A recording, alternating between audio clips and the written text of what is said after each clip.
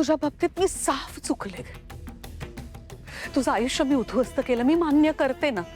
मी तुझं लग्न जबरदस्ती ऐश्वर्या बरोबर लावून दिलं, कारण मला वाटलं ऐश्वर्या मुलगी चांगली आहे, हुशार आहे, टॅलेंटेड आहे, दिसायला अतिशय सुंदर.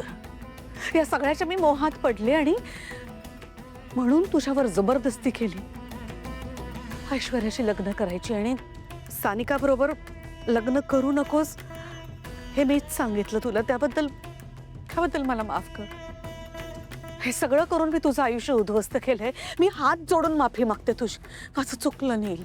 तुला हवी ते शिक्षा दे मला. माझं चुकलं नाही. आई प्लीज माझ्या जगण्याला काहीतरी अर्थ दे.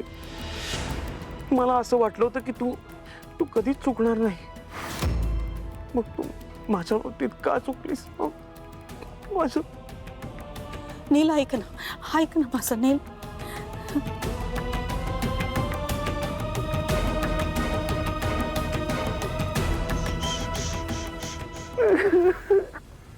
रडायचं नाही नील. शांत हो. कधी कधी ना अति काळजी ही सुद्धा माणसाची चूकच असते नील. तीच अति काळजी नटली माझी.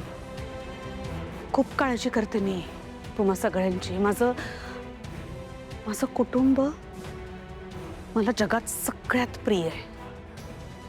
मी वेडीपिशी होते त्यांच्यासाठी आणि तुम्हा सगळ्यांचं कायम चांगलंच व्हावं म्हणून कदाचित माझे निर्णय मी तुमच्यावरती लादते. तुम्हाला ते आवडतायत का नाही हे मी बघत नाही, पण मला जे तुमच्यासाठी बरोबर वाटतं ते मी करते. तिथे चुकतं माझं. पण मी जे काही करते ते प्रेमापोटी करते. पण आता नाही.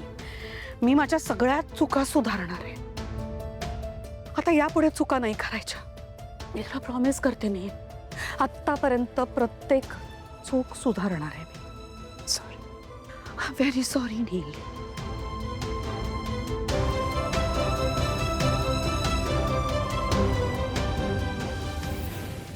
आई स्वतःहून माफी मागायला गेली. म्हणजे काहीतरी तिला जाणवलं असेल म्हणून गेली असेल ना ती. म्हणजे ह्यात मला भैरवीचा काही संबंध वाटत नाहीये. मला नाही पटत आहे. म्हणजे बघा ना, तिलोत्तमा मॅडमने आजवर कोणाचंच ऐकलं नाहीये.